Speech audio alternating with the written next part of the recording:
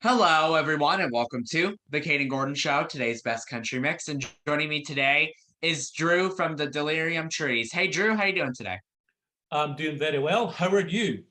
Doing fantastic. So, to get things kicking off, let's start with a little bit about yourself and how you got into music. Well, I'm Drew Jarvie. I live in Turriff, Aberdeenshire, in the northeast of Scotland. I started music when I was about just before my sixth birthday. My father gave me a cornet, which is a brass band version of trumpet, and he stuck it to my mouth, and it's never left since. I joined the local silver band, Turriff Silver Band, whom I still play for. And I went through the school, secondary school, and then went to Aberdeen for further education at university there, studying trumpet and piano, or brass and piano, and became a qualified teacher. Oh, wow. Couldn't get a job teaching at the time, so went to the oil industry, but serious illness when I was 36 took me out, and I went back to doing what I should have done, and that was working in music. So now I'm a music teacher in brass, piano, drums. I also lecture at a nearby university, and I also play for the brass band. But through all of that time, I've always played for rock bands. So the same thing keeps on going on and going on. That's awesome. And by the way, I really liked the style of your guys' music. It was really good. Thank you very much. No problem. So, what is it about music that you most enjoy, Drew? I think music-wise, well, Delerium Trees-wise, it's obviously writing it, and hopefully we'll get the chance to go out and play live again. Obviously, as has happened all over the world, COVID has taken a severe knock on. So, but hopefully things will get going again for us. Certainly after summertime this year, we might start off with a few acoustic stuff and then get going again. Otherwise, I like teaching it. I like doing music therapy as well. We Sick Kids Hospital in Aberdeen, and we've old folks. And I just like all music, full stop, really. That's cool. So you do music therapy as well? Are you certified in that? Yes, I do that. That was Oh, part of my course. So, and I used to, before I went into music full time, I used to go to Slovakia and work in the orphanages there, which was quite quite serious when you realise here in Scotland we've got so much, and really not that far away. You've got countries which used to be obviously behind the Iron Curtain who really just had nothing. So we raised a lot of money for them and got them musical instruments and stuff like that. So it was quite rewarding, but in life enhancing as well, really. So I did some of that, and I still do it here with the old folks and some of the sick kids in Aberdeen Hospital as well. that's So, very cool. And I know I think there's a specific name for it that, like, to a certain degree. Is it just music therapy, or is there a different name to it? well, it comes under music therapy for me, and Right, right, but then it gets branched into all of its different kind of right, names, and it could. You don't want to be too serious, but it could be children who right. are very seriously ill, etc., etc.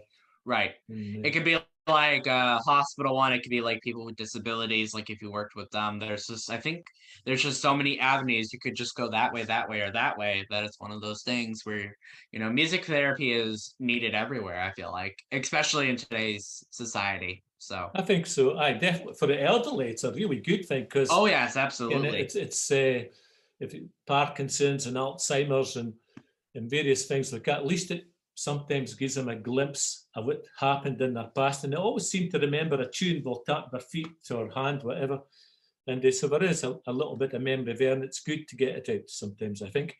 So, and it brings a smile. It does, that's for sure.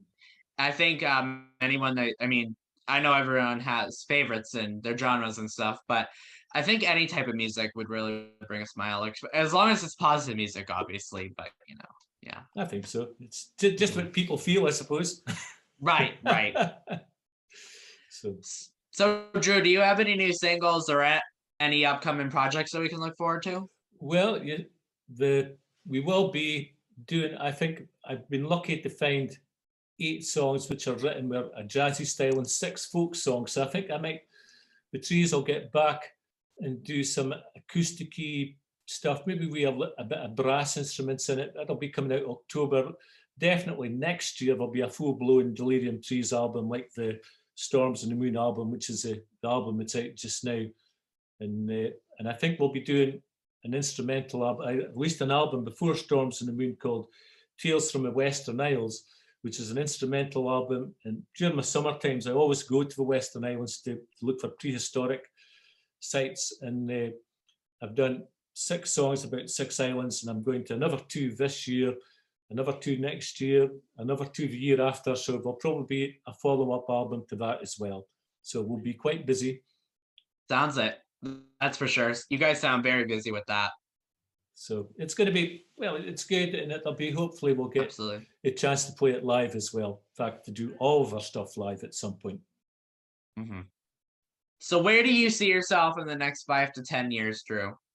Where do I see that? Hopefully the trees are still playing. Hopefully I'm still teaching. Hopefully I'm still fit to play. Mm-hmm. I would like to think a few more people have heard us. I think we're quite a positive band. I think we've certainly got various messages we'd like to get out. And so hopefully still doing much the same thing. That's awesome. Speaking to you. Oh, yeah. Yeah, you're here with us today, so that's for sure. Someone at least knows who you are, so. Yay. That's good. Mm-hmm. I think a lot of people know who you are, to be honest, and it's that thing with us, that independent, like, we all are kind of just mostly know each other, not know each other, but like kind of we have connections with someone that has another connection with the independent artist. It's just how that connection works is so amazing. I think it's a good thing, and absolutely it's one of these things. I got to know your station through a guy who has a show on your station, and yes, so you took some songs and like, so well, I'll send you some Delerium Trees stuff, and then you get, I think with a lot of stations you build up some kind of rapport, so it means you can send you stuff direct to the station. It often means you can get, say, kind of first or whatever for that station, and like, whether it comes from Scotland or England or USA, Australia, whatever, it's good to build up rapport with various stations. You often become quite friendly with them as well. So I would say some of the radio station people are really good friends. So which is a really nice thing to happen as well.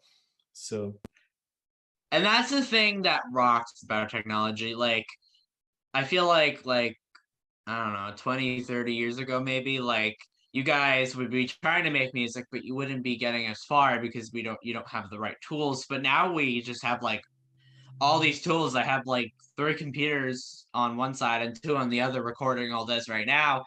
So it's like, everything's awesome about technology these days, let me tell you. Well, I do agree. I think back when I started, I played for a few bands and did release a couple of albums and did nothing, but if you like, so the bands that I like, Simple Minds, Nazareth, and all of that, when they were recording, they were throwing out an album every year, and so they had to tour the album.